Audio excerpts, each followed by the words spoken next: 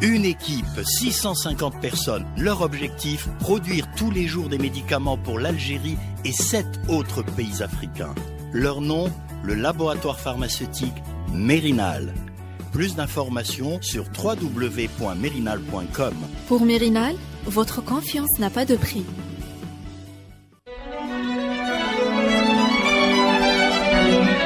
Pour bien s'entendre, il faut bien s'écouter. Rendez-vous sur M, la petite radio du Grand Maghreb.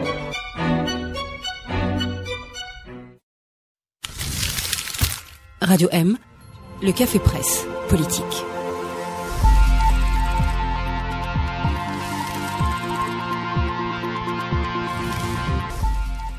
Bonsoir à tous, bienvenue sur Radio M, nous sommes en direct pour un nouveau numéro du CPP, le Café Presse Politique.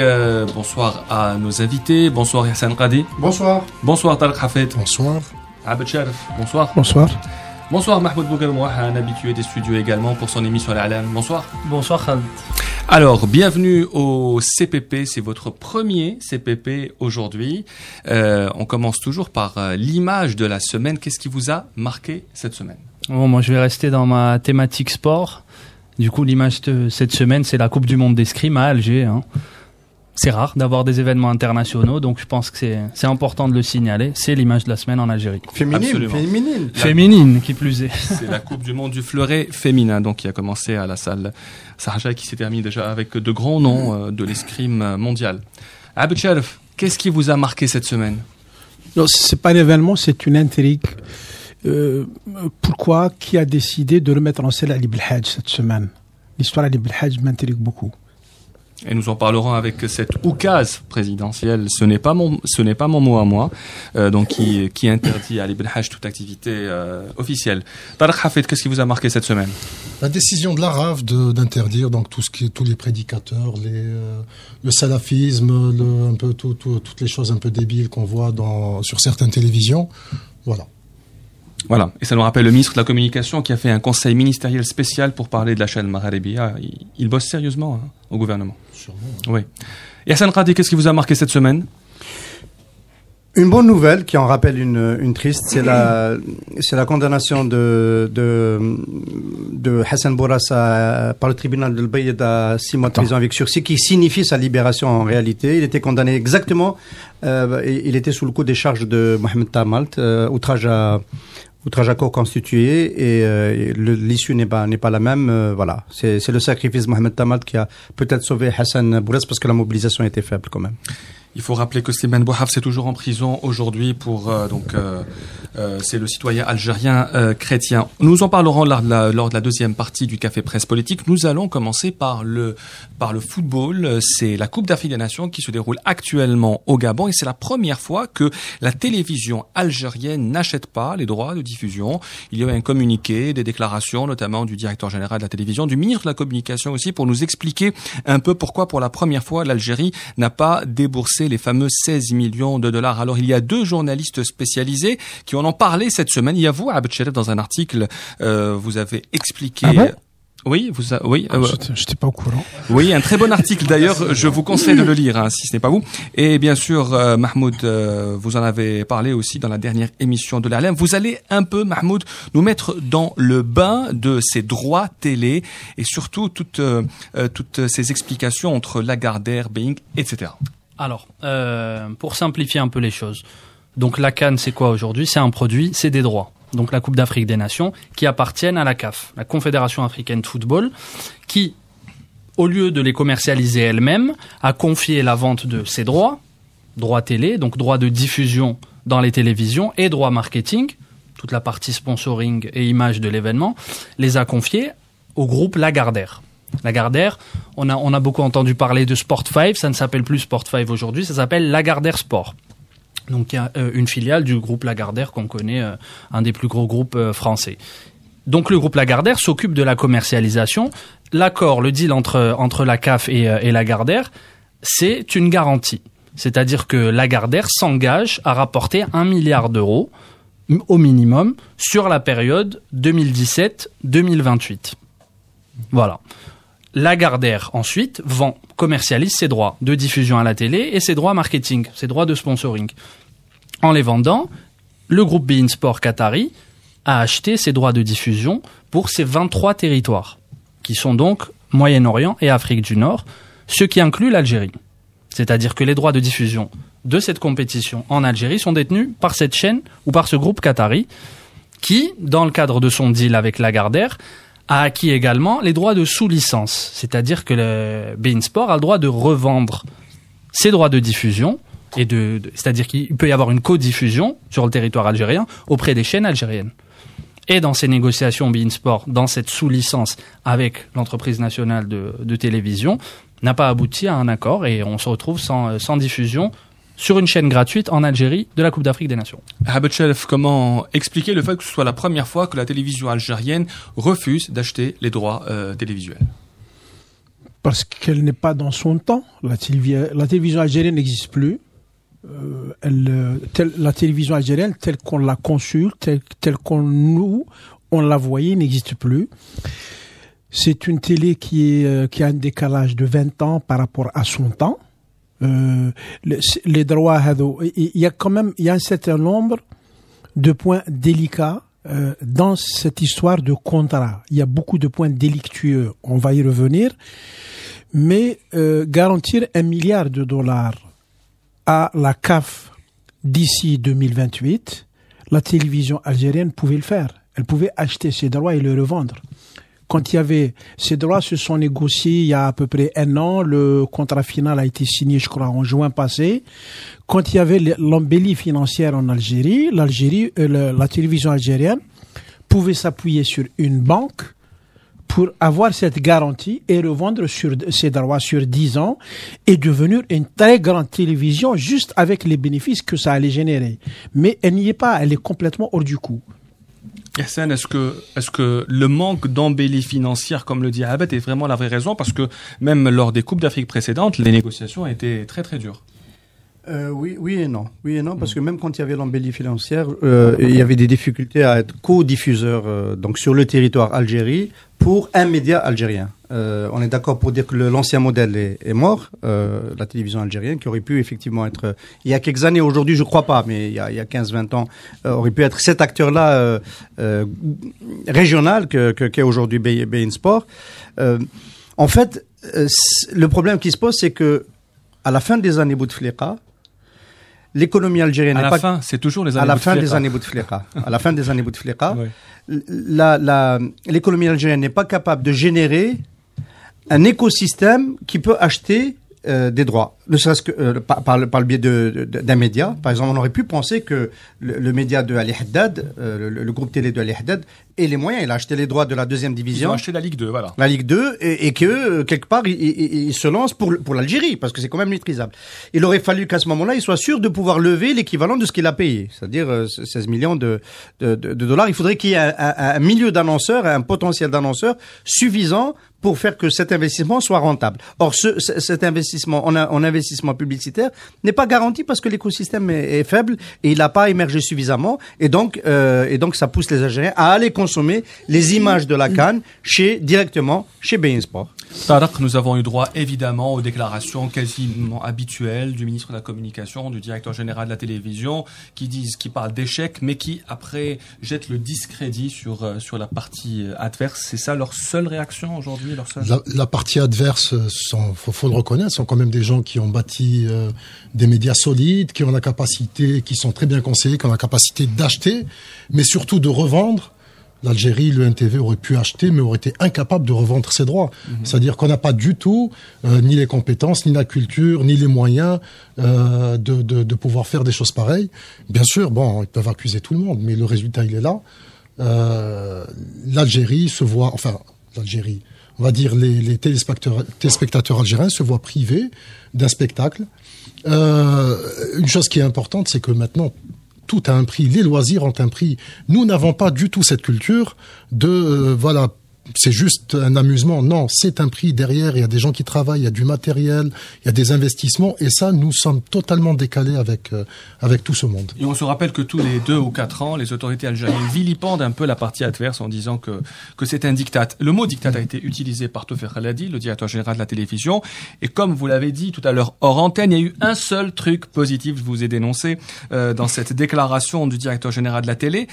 Il a parlé de coopération panafricaine. Expliquez-nous d'abord les contours de cette coopération et ce qui existe aujourd'hui déjà en Europe. Ailleurs. Si je peux me permettre une précision avant. Oui.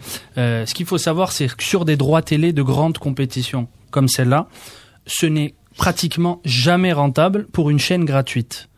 C'est-à-dire qu'aujourd'hui, vous regardez la Coupe d'Europe de football, la Coupe du Monde en Europe, les chaînes qui le diffusent, je parle de chaînes gratuites, TF1, pour les citer. Généraliste et gratuite. Généraliste et gratuite, ne rentabilise pas son investissement. C'est une question de prestige, de réputation, pardon. Et c'est-à-dire que TF1 le fait pour, à la fin de l'année, avoir les 10 premières audiences les 10 des 100 premières audiences, meilleures audiences de l'année. Ça dépend aussi du parcours du pays dans cette coupe. Tout à fait. Voilà, quand le pays de la chaîne va jusqu'en finale. Le prestige se paye, ça fait partie de l'investissement. Tout à fait. Oui, voilà, donc le prestige se paye. Mais rentabiliser financièrement, c'est très très très rarement le cas pour des chaînes gratuites généralistes. Maintenant, pour revenir à votre question, effectivement, en Europe, il y a une directive de l'Union européenne, qui est la directive Télévision sans frontières, qui dresse une liste d'événements sportifs qui doivent obligatoirement être diffusés sur des chaînes gratuites. Donc ça inclut les matchs de l'équipe nationale du pays. En France, aujourd'hui, en Italie, en Allemagne, les matchs de l'équipe nationale doivent obligatoirement être diffusés sur une chaîne gratuite et disponible, accessible à toute la population. Donc effectivement, ce qu'a dit Monsieur Khaladi dans sa déclaration, ce qui était intéressant de relever, c'est qu'il a dit aujourd'hui, il faut passer par l'Union africaine. L'Union africaine ou une institution africaine qui aurait le pouvoir de mettre des barrières comme celle de la directive Télévision sans frontières dans l'Union européenne. Abdelatif, c'est encourageant les propos du directeur général de la télévision lorsqu'il parle de coopération panafricaine, ou est-ce qu'il botte en touche?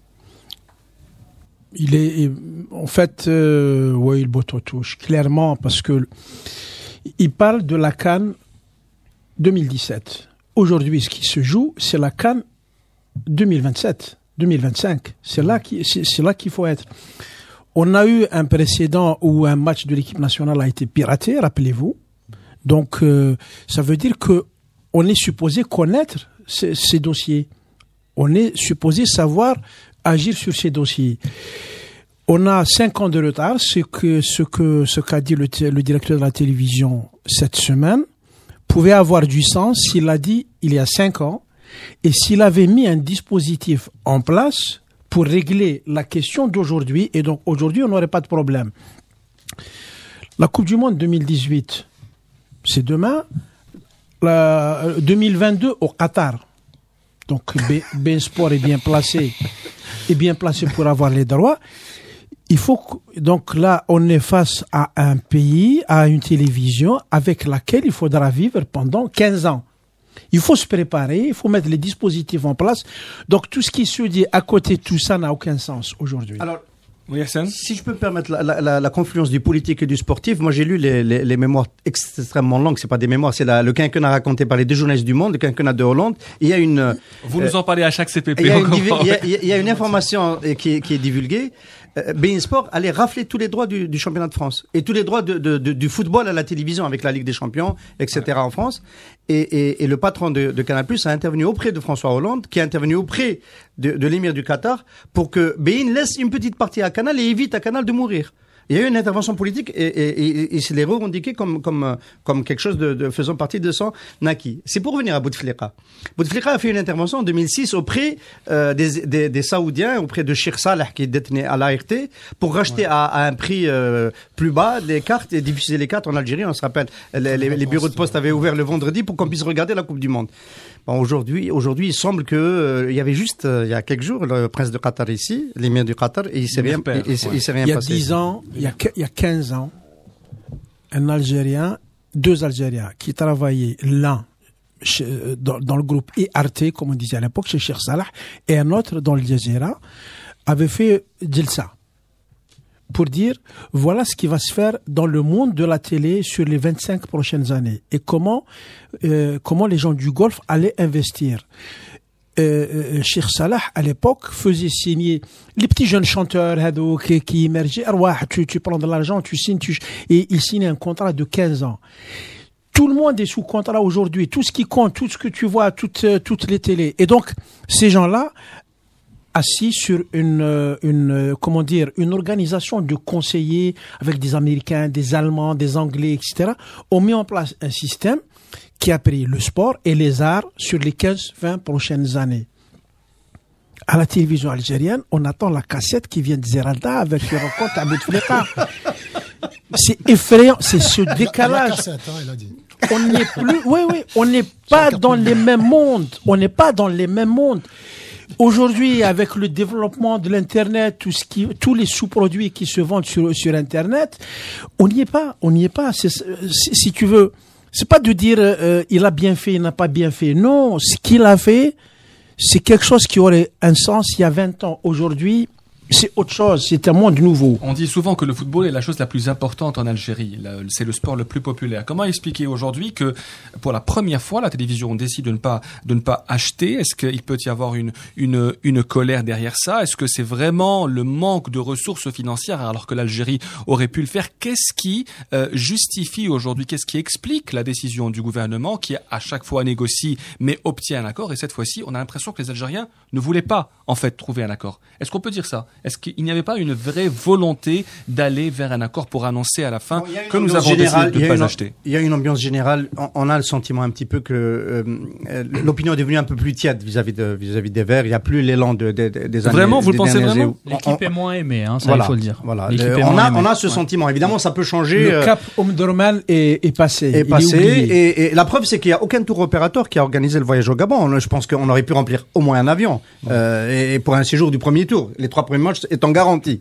Ça s'est fait au Brésil. Bon, c'est vrai que c'est peut-être une destination plus attractive. C'est la Coupe du Monde aussi, c'est plus prestigieux. Mais on a ce petit désamour qui peut justifier. Mais je pense que il n'y a pas encore une attitude tranchée parce que ça peut changer du tout au tout si les résultats arrivent. Vous dites que mais ça en prend pas le chemin. Rio est mieux que Omdurman. Nos amis soudanais ne vont pas apprécier. Oui, Tarek? Non, moi je doute d'une chose. Est-ce que réellement l'UNTV a les moyens, l'UNTV, je parle de la société, pas l'État, mais c'est le gouvernement pas qui le Trésor, de payer ses droits? Sincèrement, j'en doute. Alors, il faut comprendre une chose, c'est que premièrement, la télévision a des difficultés à devenir un support publicitaire intéressant, puisqu'à côté, il y a des chaînes privées qui sont en train de brader. Et nous en parlerons, oui. Voilà.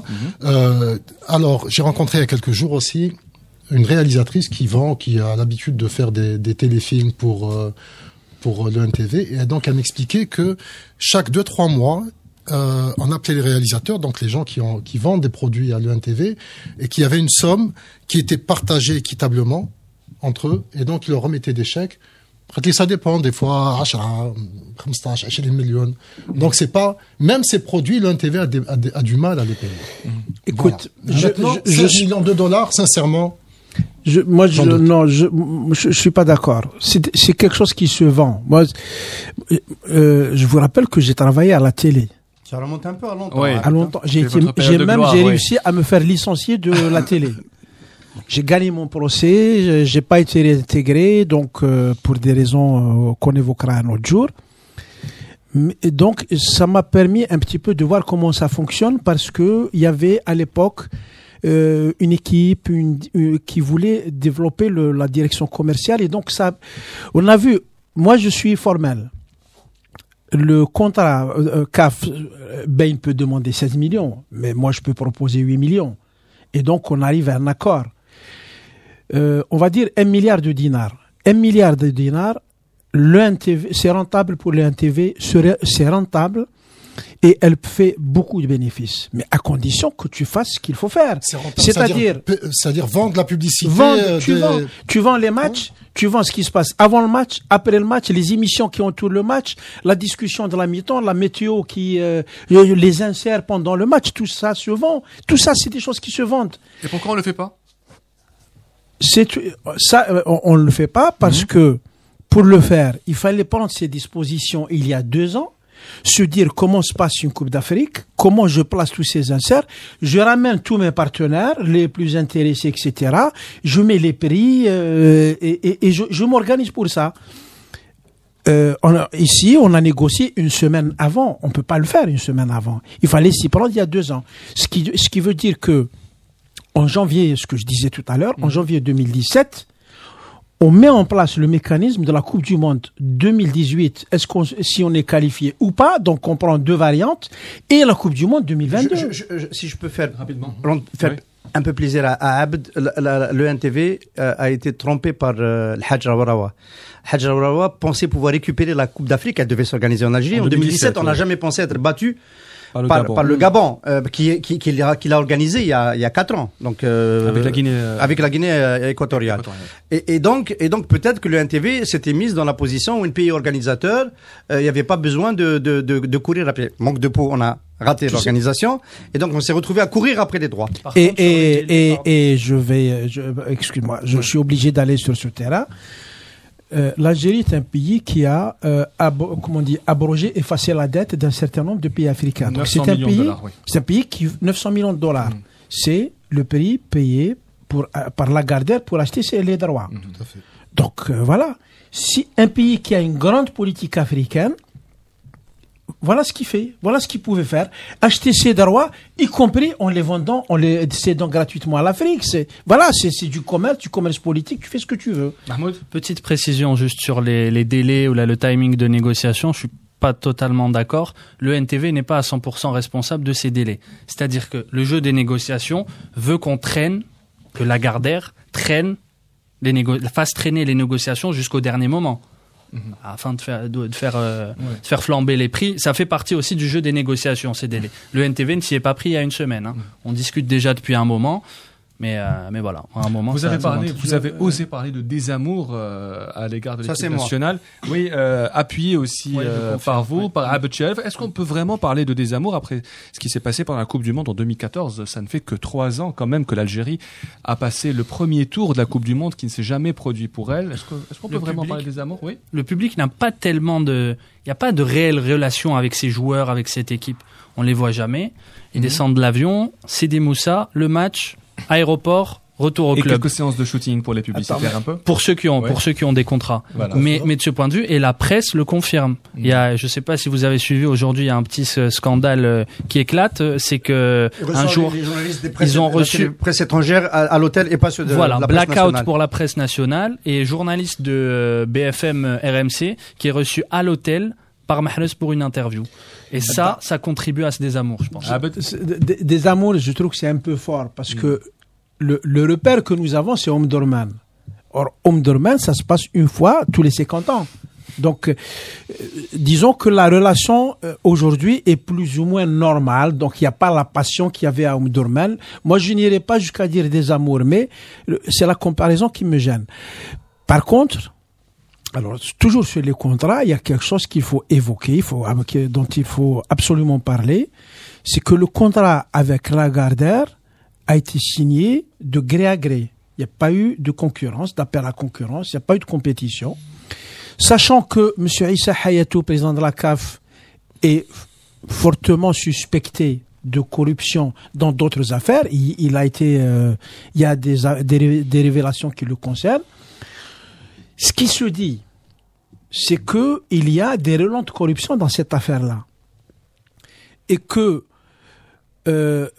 Issa Hayatou gère la CAF comme M. Rawarawa gère la FAF. Il a des réseaux qui sont extraordinairement puissants, ce qui font qu'il est inamovible, que personne ne peut le contester, parce qu'il aurait plus ou moins réussi à... J'essaie de trouver les mots parce qu'il ne faut pas aller dans la diffamation, c'est compliqué. Donc il a réussi à monter un système qui le préserve alors que lui est soupçonné de corruption. Dans cette histoire, Lagardère, on saura peut-être la vérité dans 10 ans, mais moi je suis persuadé que le contrat avec Lagardère n'ira pas jusqu'au bout. Il ne peut pas aller jusqu'au bout. Est-ce que l'échec de l'achat de ces droits télé est aussi l'échec de la FAF et de Mohamed Rawarawa, Yassine Qadi ? Monsieur Laura qui n'a pas réussi à décrocher la CAN en 2017. Non. Le président de la FAF est comptable des performances de l'équipe nationale. Il est aussi comptable des performances du football algérien globalement, qu'il doit tirer vers le haut. Et de l'obtention aussi de l'organisation de la CAN. Mais oui, celle-là, oui, mais c'est l'échec, il est consommé. C'était en 2015 et il est consommé. Et il n'était pas seul à assumer cet échec. Les pouvoirs publics n'ont pas assez suffisamment, n'ont pas assez défendu. Les infrastructures n'étaient pas au standard. Vous avez tous noté que les stades au Gabon sont au standard FIFA. Hein. Les pelouses il y a une pelouse qui n'est pas tout à fait bonne, mais les stades sont au standard FIFA. En Algérie, il y a 0 stade au standard FIFA. Les 3 stades qui devaient arriver avec la rénovation du stade du 5 juillet au standard FIFA ne sont toujours pas livrés. Baraki, Tizi Ouzou et le stade olympique d'Oran, qui étaient supposés être les stades qui accueilleraient la Coupe d'Afrique des Nations 2017 si l'Algérie avait organisé. Donc, il n'est pas comptable de cela. Par contre, moi, je pense qu'on va un peu trop vite sur la fin du cycle Omdurman, etc. Ce qui est génial, moi, je suis très footeux, évidemment, jusqu'à la moelle de l'os, c'est parce que dans le foot, ça va toujours très vite dans un sens ou dans un autre. C'est vraiment le domaine de la passion par excellence. Demain, ça peut arriver. Demain, le 1 arrive en finale. Bouteflika se réveille, il se rappelle d'Omdurman, il nous organise un pont aérien. C'est, en plus, on tombe en finale contre le Maroc ou contre l'Égypte, avec un côté derby, machin. Vous avez un Omdurman bis, attention. Voilà. Et l'absence d'embellie financière. Et on est parti pour le 5e mandat que redoute. Le mot désamour me semble mal placé. Le pont aérien peuvent mettre 16 millions de dollars, il n'y a pas de souci pour ça. Avec le manque d'embellie financière, on peut imaginer. Oui, parce qu'à ce moment-là, le gain, c'est plus juste du prestige, le gain politique, il est. Je te donne raison sur ce point. Je suis d'accord. Pour une fois. Un pont aérien pour 16 millions de dollars. Non, je parle à taré. Ah, d'accord. Avec mais par contre, ça détruit ce que tu disais tout à l'heure sur l'histoire, tu as la difficulté de mettre 16 millions de dollars pour le... Non, je parlais de la télévision en tant que société.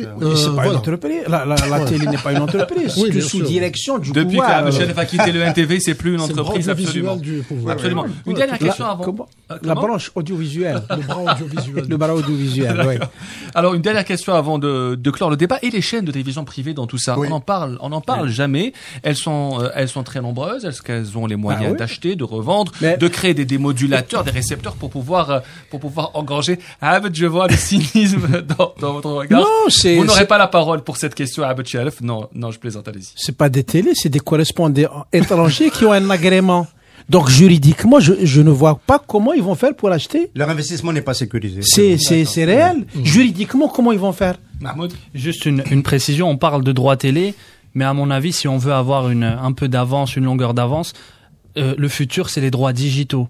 C'est-à-dire que si on avait un petit peu de suite dans les idées, d'être un petit peu précurseur, ces droits sont disponibles, hein. C'est-à-dire que Mobilis, Solido, Jay-Z pourraient acheter ces droits digitaux et on pourrait suivre la Coupe d'Afrique des Nations sur son téléphone et ça passerait ni par Bein, ça passerait par Lagardère. C'est l'objet de la déclaration de monsieur Hamid Green ce matin.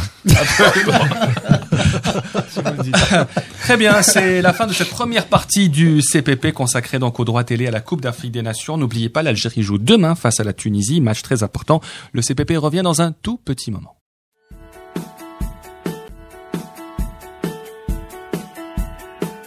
Une équipe, 650 personnes. Leur objectif, produire tous les jours des médicaments pour l'Algérie et 7 autres pays africains. Leur nom, le laboratoire pharmaceutique Mérinal. Plus d'informations sur www.mérinal.com. Pour Mérinal, votre confiance n'a pas de prix.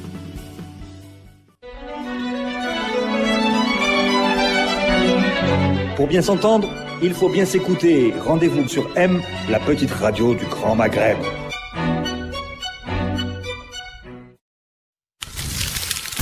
Radio M, le café presse politique.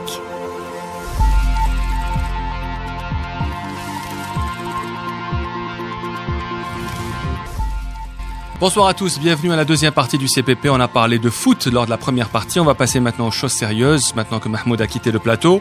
Un clin d'œil à Mahmoud Bougarmoua qui était avec nous pour la première partie du CPP, pour son premier CPP également. Alors on va parler de politique aujourd'hui avec plusieurs décisions, plusieurs événements. Nous allons y revenir un par un, notamment les syndicats autonomes, indépendants qui sont reçus par le ministre du Travail et de l'Emploi, notamment la libération de Boras, cet oukaz, comme c'est le terme utilisé par Abed Chalef, ce n'est pas le mien, du président concernant l'interdiction d'activité de Ali Ben Belhadj. Abed Cherf, y a-t-il un nouveau ton aujourd'hui dans la politique algérienne à quelques mois des élections législatives, dont on ne connaît toujours pas la date exacte, faut-il le rappeler? Écoute, un nouveau ton, disons qu'il y a une tendance qui commence à se dessiner avec la libération de Bourras, une bonne nouvelle, avec un dialogue engagé, formellement, avec les syndicats autonomes. Mais parallèlement à ça, on est dans une période préélectorale. Donc, qu'est-ce que ça peut signifier? Parallèlement à ça, donc, il y a une espèce d'ouverture vis-à-vis de, on va dire, de certains courants politiques. Et dans le même temps, il y a une médiatisation très curieuse de cette décision, donc de ne plus laisser Ali Belhadj donc se déplacer dans le pays. La décision aurait été prise donc le 18 décembre, je crois, ce qui a été écrit dans la presse, et on la rend publique aujourd'hui. On dit que c'est le président Bouteflika, alors en personne. Donc c'est l'imam Bouteflika qui émet une fatwa, parce que c'est une fatwa sur le plan légal, il ne peut pas prendre cette décision. Voilà, cette décision m'intrigue énormément. Pourquoi ce jeu de balancier aujourd'hui? Ok, merci d'abord à notre auditeur Karim qui nous écoute, un follower qui rappelle que le foot est une chose très sérieuse et qu'il me conseille de ne pas jouer à Hashmi Souami qui a été viré de la télévision pour avoir dit on passe aux choses sérieuses. De la télé ou de la radio? De la radio, je crois. De la radio, je crois, je pense la télé. Est-ce qu'on peut parler aussi, Ihsan, est-ce qu'on peut parler aussi, Ihsan, de changement de temps politique aujourd'hui avec tous ces événements qui se sont concentrés cette semaine? En fait, s'il y a des choses sérieuses qui se mettent en place, c'est bien sur la scène politique et sociale. En 2017, on a démarré le premier CPP. On a parlé des émeutes de Bdjaya qui nous avait donné un avant-goût de ce que probablement de ce que serait 2017. Et commençons par l'UGTA parce que c'est très important ce qui s'est passé. Pour la première fois, les syndicats autonomes sont officiellement reçus par le ministre du Travail et ça n'a pas plu du tout à l'Union générale des travailleurs algériens. L'information que nous avons, c'est que c'est le Premier ministre, Sedlal, qui aurait demandé à M. Razi, ministre du Travail, d'ajouter les syndicats indépendants à sa consultation autour du Code du travail. C'est un enjeu important, le Code du travail. Il faut voir ce qui s'est passé en France autour de la réforme du Code du travail en 2016. Et le dossier était chez l'UGTA pendant 2 ans. Il n'a pas avancé. L'UGTA n'a pas rendu ses arbitrages et ses points de vue sur le document. Et en fait, le gouvernement s'est rendu compte qu'il y avait beaucoup de secteurs qui échappaient à l'influence de l'UGTA. On peut les citer rapidement, sans faire offense à qui que ce soit.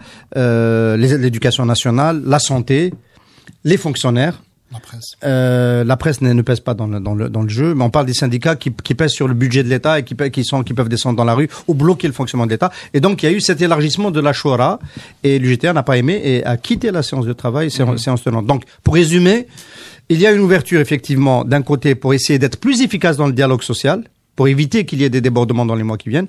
On peut l'interpréter comme ça. Et puis, de l'autre côté, avec cette affaire Belhadj, on essaye de lancer un message à l'opinion. Les dangers d'avant sont toujours là et il y a toujours le risque d'une radicalisation salafiste qui peut faire déraper le pays. Et donc, c'est aussi une manière de faire peur au mouvement social. On parlait d'un désamour tout à l'heure en parlant de foot. Y a-t-il un désamour vis-à-vis de l'UGTA aujourd'hui?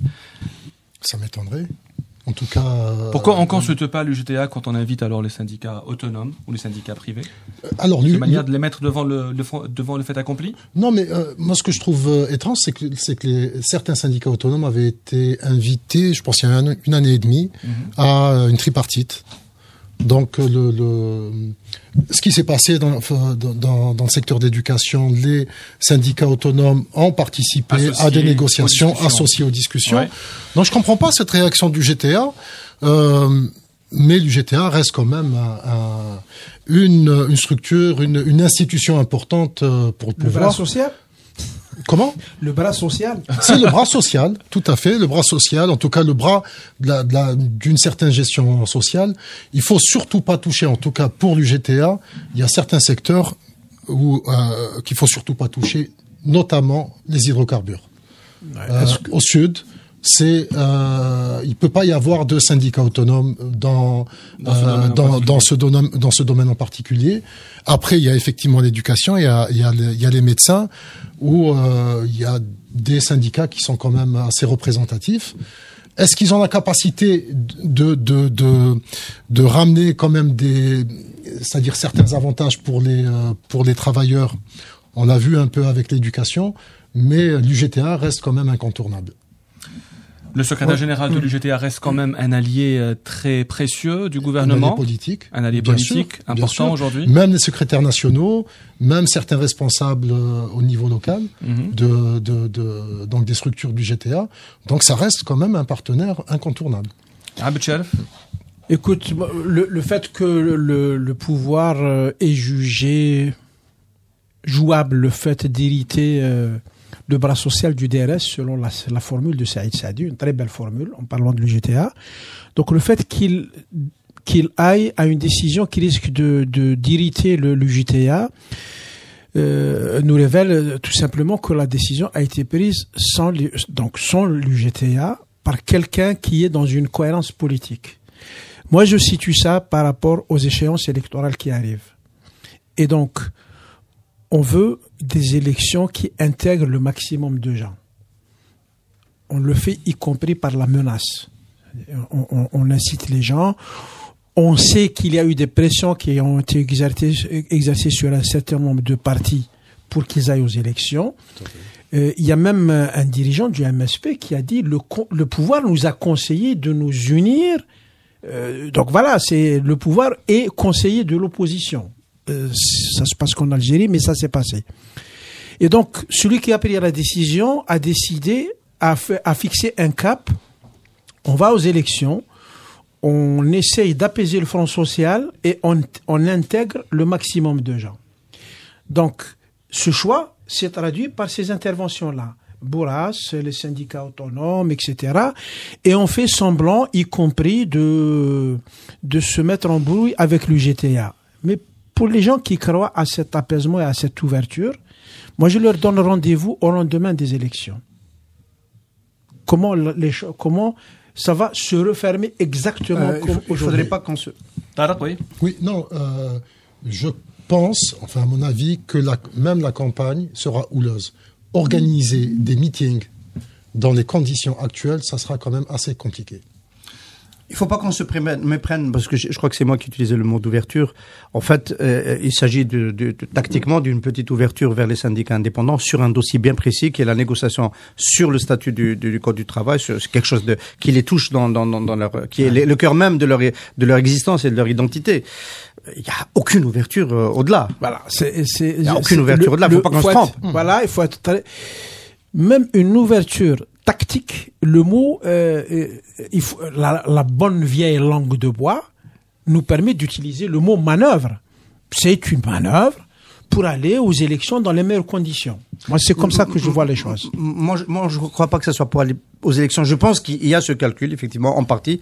L'autre partie, c'est quand même d'apaiser le front social. Il peut y avoir des grèves tout au long du printemps prochain. Alors, il y a quelqu'un qui, lui, n'ira pas du tout aux élections. C'est Ali Benhadj, qui, après avoir purgé ses 12 années de prison, a été libéré, mais interdit de tout exercice politique, d'élection, etc. Mais il continue à faire des meetings dans les mosquées très, très souvent. Eh bien, il y a une décision qui est tombée. On dit que c'est celle du président de la République.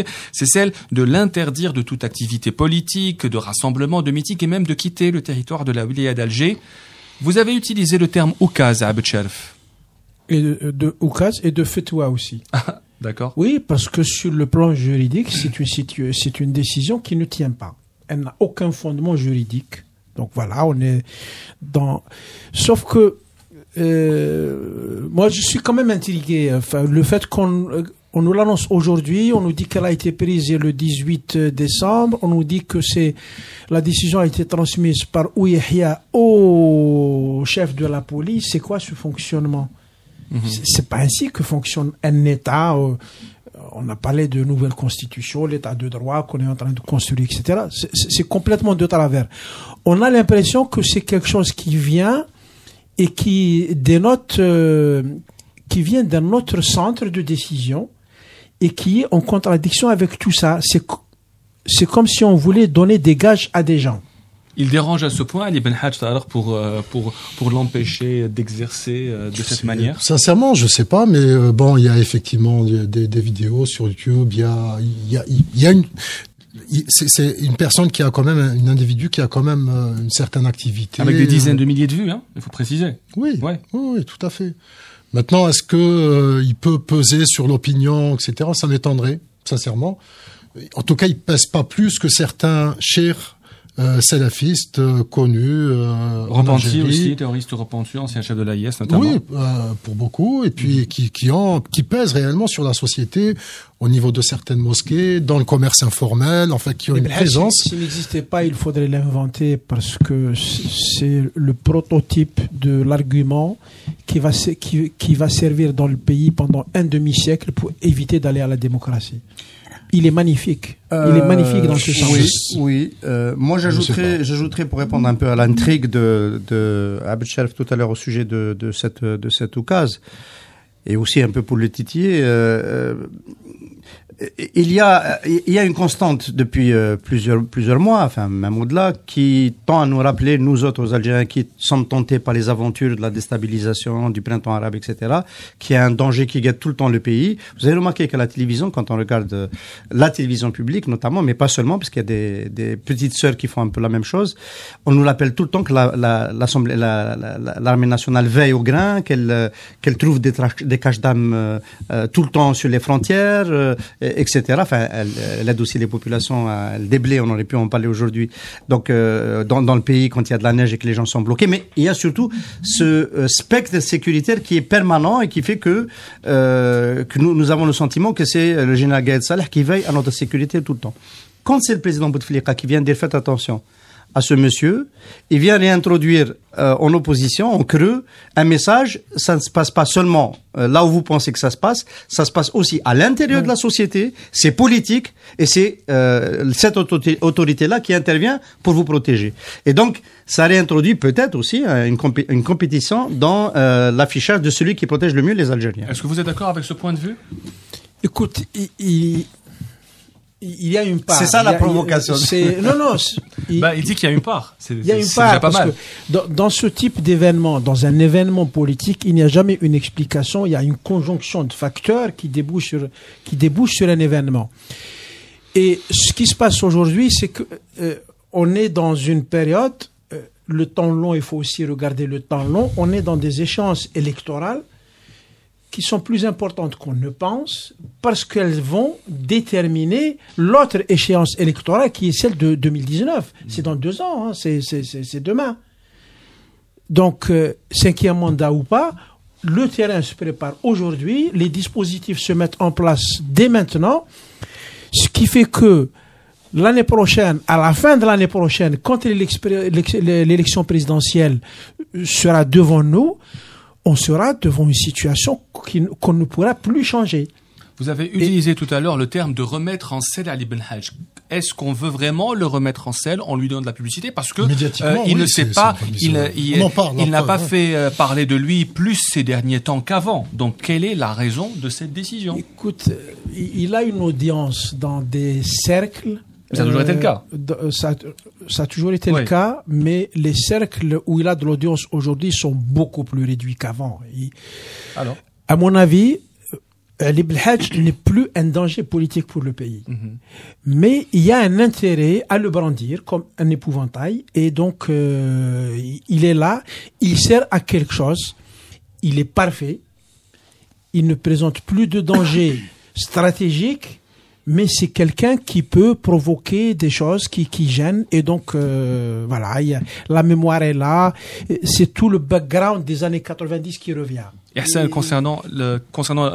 connaissant la personnalité du président de la République, est-ce que ça peut être une décision comme ça sur un coup de tête ? Voilà, peut-être qu'il a vu une publication, ou il a vu la télévision, comme vous l'avez dit. Nous sommes même pas sûrs que ce soit lui qui ait donné cet ordre. Il faut être prudent dans ces cas-là. Il faut être beaucoup plus prudent. Ça ressemble un peu à Sidi Abdallah, cette histoire d'Ali Ben Hadj. C'est-à-dire qu'on a exhumé, on a remis en scène Sidi Abdallah, qui se rappelait de la nouvelle ville de Sidi Abdallah. Et on l'a même présenté comme une smart city, une ville intelligente, parce qu'il y avait des interphones à l'entrée des immeubles. Et c'est un peu comme ça que Ali Ben Hadj ça a une fonction politique importante. Oui, l'interphone, c'est intelligent. Ali Ben Hadj est quand même le père d'un terroriste. Ouais. Tué. Oui, qui a été éliminé au moment où il rentrait dans la capitale à bord d'un véhicule piégé. Ça s'est passé à Teni, à 50 km. Tout à fait. On veut pas remettre sur le dossier le dossier de l'ex. Le fils de Ali Belhadj, moi je l'ai vu, il devait avoir 5 ans. Gamin au stade du 5 juillet. Oui, je l'ai vu. Vous y étiez? Bah oui, j'étais avec les journaliste. sympathies. Ah, en tant que journaliste. Oui, j'étais un grand militant. Mais... Il faut dire que c'était pour un meeting et pas pour un match, pour les jeunes d'aujourd'hui. Voilà, oui, pour ceux au 5 qui... juillet pour un meeting. Il a même vu Allah Akbar. Donc, moi, j'ai rien vu. D'accord. Donc, c'est pas une manière de remettre en selle le dossier de l'ex-fils, cette décision, cette occasion présidentielle, non? C'est pas une manière un peu de brouiller les cartes? Non, je pense que c'est une manière de dire aux Algériens, nous ne sommes pas sortis de ces risques-là, parce que sur la feuille de route de 2017, le vrai risque... Brandir la menace, diaboliser un peu l'ennemi. C'est quand même des Algériens qui échappent au contrôle, qui sont mécontents de leur situation, de la dégradation, et qui vont de plus en plus perturber et franchir les lignes rouges. Allez, on va pas rester dans le non-dit, on va dire les choses.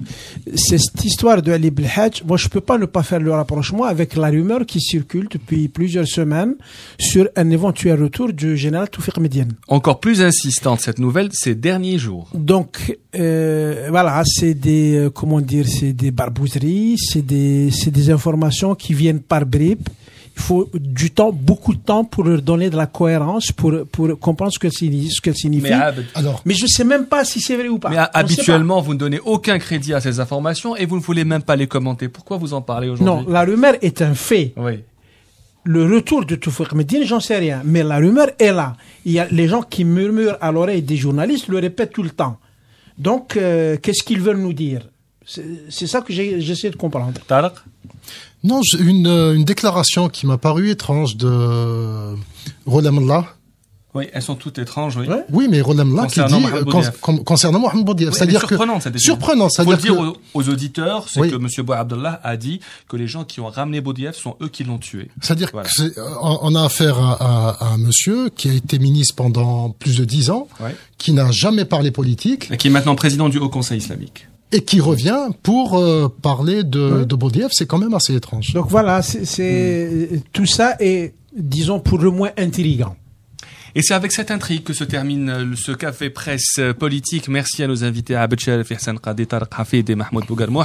On se retrouve, nous, mercredi prochain à 18h. Vous pouvez suivre les podcasts du CPP sur le site web de Radio M. Excellent week-end à tous. Une équipe, 650 personnes. Leur objectif, produire tous les jours des médicaments pour l'Algérie et 7 autres pays africains. Leur nom, le laboratoire pharmaceutique Mérinal. Plus d'informations sur www.mérinal.com. Pour Mérinal, votre confiance n'a pas de prix.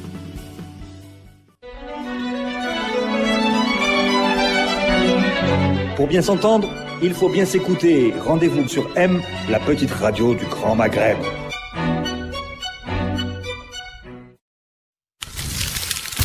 Radio M, le café presse politique.